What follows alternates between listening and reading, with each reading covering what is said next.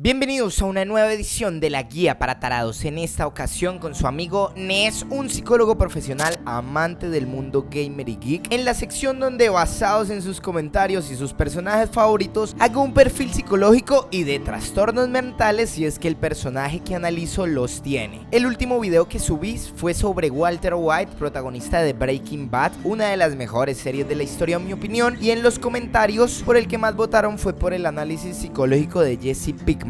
Por último, y para pasar ya con el análisis, sé que a algunos no les gusta ver en el video el logo de Breaking Bad cubriendo los videos de fondo, pero es una forma la que he encontrado para que no me desmoneticen el video las marcas dueñas de las series. Entonces, sorry, pero voy a dejar las letras ahí. Sin más que agregar, comencemos.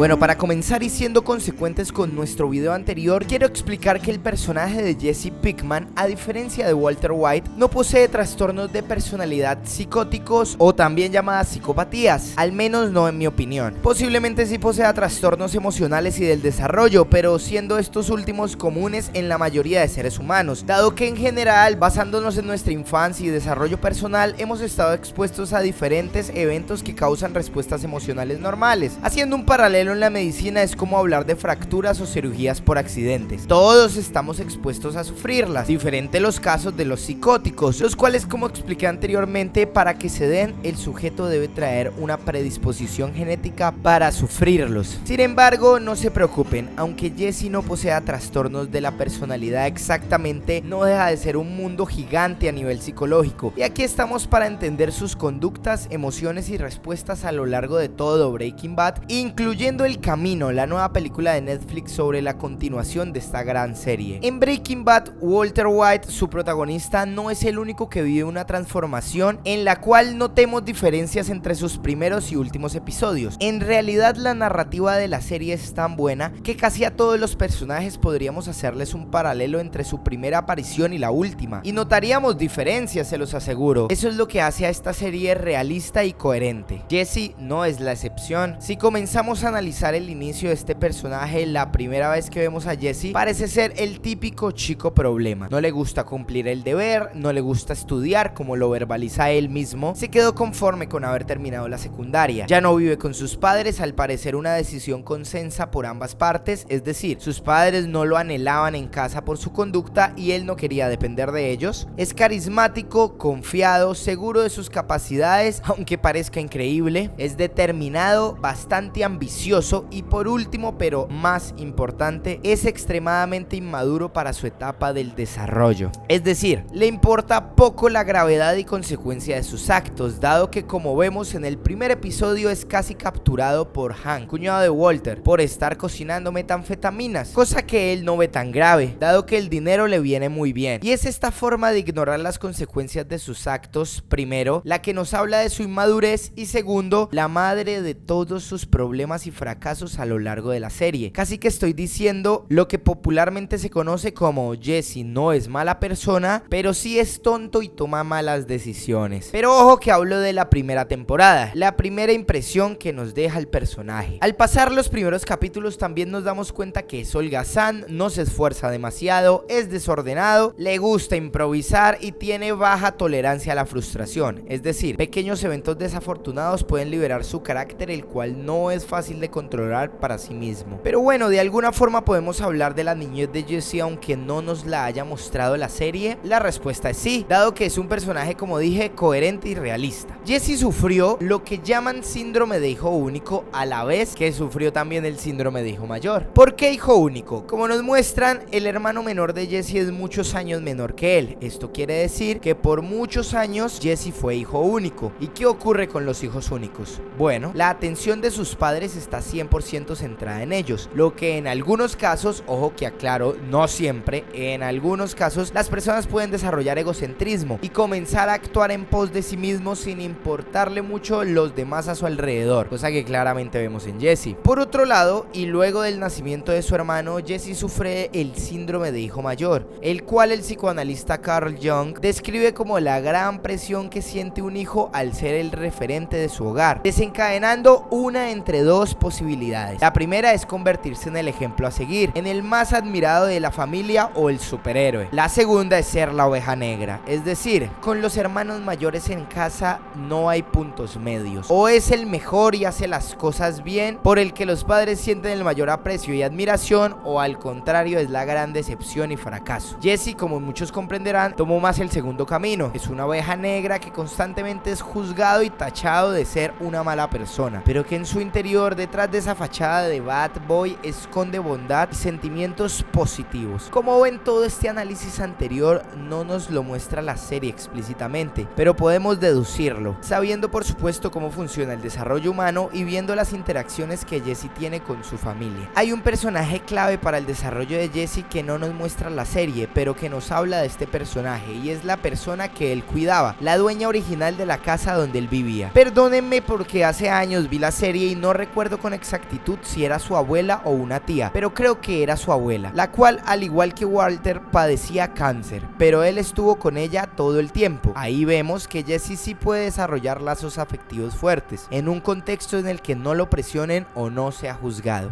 Bueno, comenzando a hablar de la evolución de Jesse luego de la primera temporada, debo aclarar algo. Probablemente Jesse Pinkman haya sido el personaje que más haya sufrido a lo largo de toda la serie, es decir, tanto físicamente como las golpizas que le dieron Tuco Salamanca, Hank y hasta la esclavitud a la que fue sometido por los neonazis, como psicológicamente, con el rechazo y repudio de su familia, la muerte de dos de sus novias, teniendo parte de la culpa en ambos casos, la muerte de sus amigos Combo y el mismo Mike, que era un referente y una autoridad para él, y cada caso en el que él fue perseguido, torturado o maltratado. Pero aclaro que aunque haya sido el personaje que más haya sufrido en la serie, y por eso tal vez todos empaticemos muy bien con él, sus decisiones fueron las que lo involucraron en esas situaciones. Probablemente le fue mucho peor de lo que merecía en realidad, pero no puede ser un irresponsable jugar a los capos de la mafia, hacer dinero fácil y esperar tener la mejor de las vidas, cosa que también le cobró factura a Walter. Como un dato curioso pero bastante importante, Gilligan, creador de la serie, planeaba que Jesse no pasara de la primera temporada, es decir, que en esa misma temporada el personaje muriera, pero fue tanto el aprecio y la aceptación que tuvo la gente con el personaje que optó por dejarlo, y creo que es el acierto más grande que pudo haber hecho, dado que ni el mismo Walter White se hubiera desarrollado tan bien como personaje sin un Jesse Pinkman al lado. Analizando la relación de estos dos, es normal entender que Jesse encontró una figura paterna en Walter, cosa que no tenía, un tipo que lo corregía pero le trataba de enseñar, que lo apreciaba pero no se lo verbalizaba mucho, y es como si estos personajes se hubieran diseñado exactamente al contrario, es decir, mientras Walter iba en un camino de ida hacia la perdición, Jesse lo hacía de venida, comenzando siendo, como ya describí, un mal chico y terminando siendo uno de los mejores personajes de la serie. Gran parte de la inocencia de Jesse se fue perdiendo con el paso de la temporada 2, 3 y 4, volviéndose mucho más inteligente y estratégico, hasta el punto que él descubrió el macabro plan de Walter para ponerlo en contra de Gus Fring, solo que Walter pudo manipularlo a tiempo, pero inicialmente Jesse sabía que él había sido el que envenenó al niño. Pero ¿cuáles son exactamente los errores de Jesse estas temporadas? Bueno, el primero de ellos, del cual no hemos hablado, es su adicción y dependencia a las drogas o sustancias psicoactivas. Como dije anteriormente, Jesse es una persona con muchos vacíos emocionales, cosa que intenta compensar con el consumo de drogas, lo cual era más perjudicial aún, porque desarrolló en él conductas paranoides y hasta esquizoides en algunos momentos. La segunda fue su afán por tener dinero de una forma rápida y sencilla. Esta gran ambición fue la culpable de que él siguiera con el negocio aun cuando